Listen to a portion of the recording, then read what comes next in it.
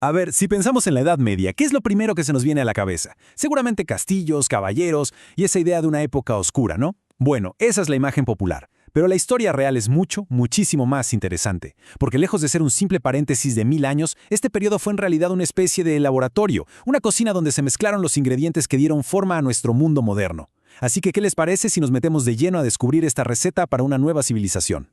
Y esta es la pregunta del millón. Porque el año 476 no fue como apagar un interruptor. La caída de Roma dejó un vacío de poder gigantesco, un escenario listo para que fuerzas completamente nuevas entraran en juego.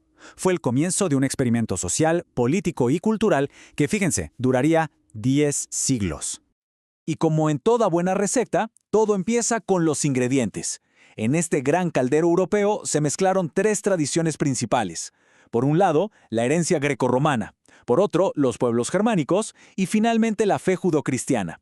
Todo esto unido por la fuerza de la Iglesia y sazonado por una influencia que quizás no se esperan. Empecemos por la base, por ese caldo que le da el sabor inicial a todo lo demás. Porque Roma no se esfumó de la noche a la mañana, no para nada. Su legado fue el cimiento sobre el cual se construiría esta nueva Europa. Una tradición que se mantuvo viva, a pesar de todo el caos. Y lo fascinante es ver cómo se adaptó este legado. Por ejemplo, el derecho romano no se copió tal cual, sino que fue la base que moldeó el derecho canónico de la Iglesia. El latín, bueno, el latín siguió siendo el idioma de la cultura, guardado con muchísimo celo por los monjes en los monasterios. Y el arte mantuvo las técnicas romanas, como los mosaicos, pero su mensaje se transformó por completo para centrarse en la fe cristiana. En resumen, Roma seguía hablando, pero digamos con un acento nuevo. Ahora a ese caldo romano le vamos a añadir un ingrediente que lo cambió todo, que alteró radicalmente el sabor: los pueblos germánicos. Su llegada no fue solo una invasión, fue la introducción de una manera completamente distinta de entender el poder y la sociedad. Pensemos en esto. El ideal romano se basaba en el Estado, ¿cierto? Una entidad pública, con leyes que aplicaban para todos por igual. Para los germanos, en cambio, lo que importaba era el vínculo personal, la lealtad que se le juraba a un líder, a un jefe guerrero. Pasamos de la ley impersonal a la fidelidad personal. Un cambio brutal. Y fíjense, esta cita del historiador Jaume Aurel lo clava. El pegamento que unía a la sociedad ya no era un código legal, sino una red de promesas, de lazos familiares o de liderazgo militar. O sea, ya no era la ley es la ley, sino yo te soy leal a ti. Y ojo, porque aquí está la semilla de lo que más tarde se convertiría en el feudalismo. Bien, entonces tenemos el caldo romano y el potente ingrediente germánico. Pero, ¿qué hizo que todo esto se uniera y no se desintegrara? Aquí entra nuestro tercer elemento clave, la Iglesia Católica, que funcionó como el gran aglutinante de esta nueva civilización. Mientras los reinos germánicos nacían, se peleaban entre ellos y desaparecían, la Iglesia ofrecía algo que nadie más podía: una estructura permanente. Una jerarquía que iba desde el Papa en Roma hasta el cura de la aldea más remota. Era la única institución que estaba por encima de fronteras y de lealtades que cambiaban todo el tiempo. Este ascenso al poder no fue algo de un día para otro, claro. Ya en el siglo VI, los papas empezaron a usar la palabra escrita para construir su propia historia, para presentarse como una institución con un legado. Pero el momento cumbre, el punto de inflexión, llegó en la Navidad del año 800. Ese día, el Papa coronó a Carlomagno.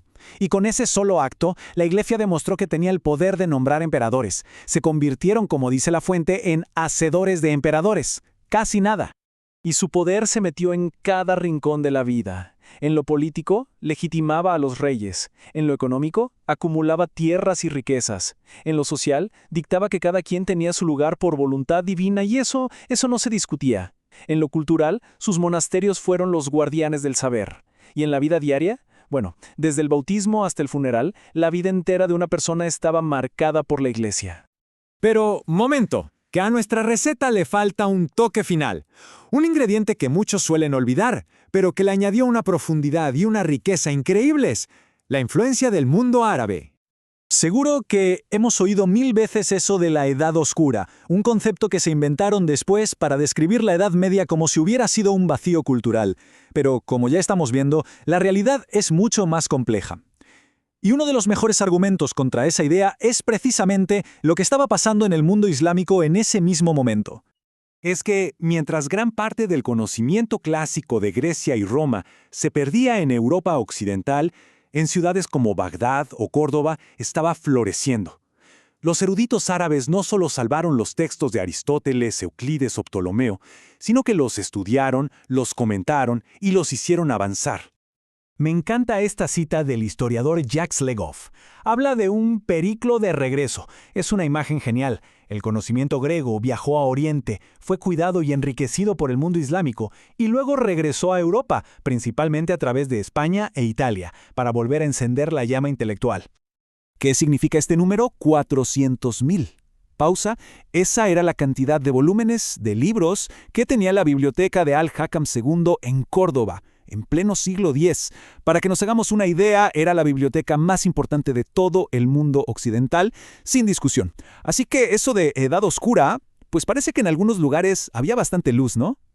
Muy bien, ya hemos mezclado la base romana, el ingrediente germánico, el aglutinante de la iglesia y el saborizante árabe. Ahora la pregunta es, ¿cuál fue el resultado? ¿Qué plato se sirvió después de tantos siglos de cocción? El resultado fue el feudalismo. Un sistema que, si lo pensamos, es la mezcla perfecta de nuestros ingredientes. Combinó la idea germánica de lealtad personal con la necesidad de organizar la tierra y la defensa en un mundo súper fragmentado. La sociedad entera se estructuró como una pirámide de dependencias. En la punta de la pirámide estaba el rey, pero su poder real dependía totalmente de la lealtad de la alta nobleza. Más abajo, la baja nobleza, los caballeros. Y en la base de todo, sosteniendo la estructura completa, la inmensa mayoría de la población, campesinos y siervos. Un orden social que se consideraba inamovible, como si fuera la voluntad de Dios en la tierra.